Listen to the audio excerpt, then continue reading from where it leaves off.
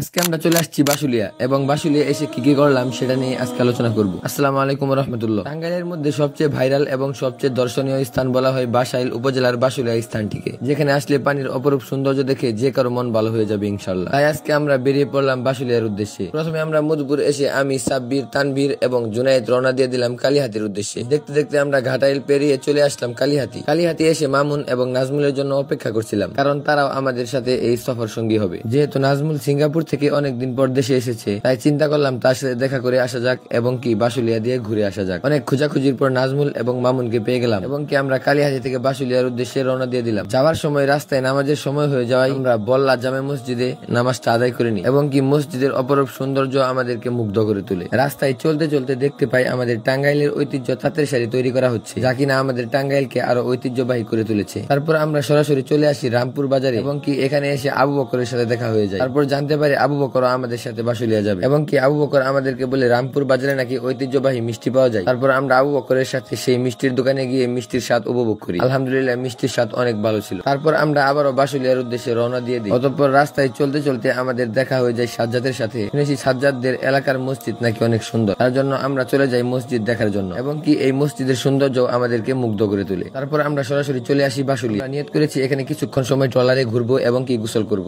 তার জন্য অনেক দামাদামি করে একটি ট্রলার 2 ঘন্টার জন্য ভাড়া করে নিই। তারপর আমরা সকলেই ট্রলারে উঠে রওনা দিয়ে দিই বাসুলিয়া বিলের ঐতিহ্যবাহী সেই ভাইরাল জায়গার দিকে। 5 মিনিট নৌকা ভ্রমণ করার পর চলে আসি ঠিক বিলের মাঝখানে এবং কি সেখানে আসার পর আমরা কাপড় চেঞ্জ করে নেমে পড়ি গোসল করার জন্য এবং কি আমরা এখানে প্রায় 1 ঘন্টার চেয়ে বেশি সময় গোসল করি। গোসল করার মাঝখানে আমরা এক পর্যায়ে দেখতে পাই ট্রলারে করে ঝালমুড়ি এবং ফুচকা বিক্রি করা হচ্ছে। তারপর আমরা ঝালমুড়ি এবং ফুচকা অর্ডার দিয়ে দিই। কিছুক্ষণের মধ্যে ঝালমুড়ি এবং ফুচকা আমাদের সামনে চলে আসে। বিলের মাঝখানে পানিতে বসে ঝালমুড়ি এবং ফুচকা খাওয়ার মজাটাই ছিল অন্যরকম। ট্রলারের উপর বসেছিলাম, ঠিক তখনই দেখতে পাই শরীফ থেকে শরীফা হয়ে যাওয়া 2 বাইরুপি বোনকে, যারা কিনা নেচে নেচে টিকটক করতেছিল। তারপর আমরা গোসল শেষ করে আরো কিছুক্ষণ সময় নৌকায় ঘোরাঘুরি করে রওনা দিয়ে দিই ঘাটের উদ্দেশ্যে। ঘাটে এসে পার্কিং থেকে আমাদের বাইকগুলো নিয়ে সরাসরি চলে আসি রামপুর বাজারে। রামপুর বাজারে এসে গ্রামীণ পরিবেশে সাদামাটা একটি হোটেলে বসে দুপুরের খাবার সেরে নিই। যেহেতু আশেপাশে অনেক বিল রয়েছে, তার জন্য আমরা অর্ডার করেছিলাম বিলের একদম ফ্রেশ মাছ। আলহামদুলিল্লাহ, বিলের মাছের স্বাদ অনেক সুস্বাদু ছিল। দুপুরের খাওয়া দাওয়া শেষ করে আমরা চলে আসি কালীহাতি চরান বিলে। এখানে আসার পর আমাদের বাইকগুলো পার্কিং এ রেখে আমরা চলে যাই এখানে অবস্থিত জলরাশি নামে একটি কফি হাউস। যেহেতু আমরা খাওয়া দাওয়া করে এসেছি, তার জন্য এখানে এসে আর বেশি কিছু অর্ডার দিই না। তারপর আমরা কিছুক্ষণ সময় এখানে বসে আড্ডা দিই এবং কি হালকা নাস্তা করে নিই। অতঃপর আমরা এখান থেকে বেরিয়ে পার্কিং এ এসে বাইকগুলো নিয়ে সরাসরি চলে আসি কালীহাতি বাজারে। তারপর নাজমুলদের বাড়ির সামনে নাজমুলকে নামিয়ে দিই। অতঃপর নাজমুলের সাথে কিছুক্ষণ সময় আমাদের তর্ক বিতর্ক হয়ে যায় নাজমুল কবে মধুপুর যাবে এটা নিয়ে।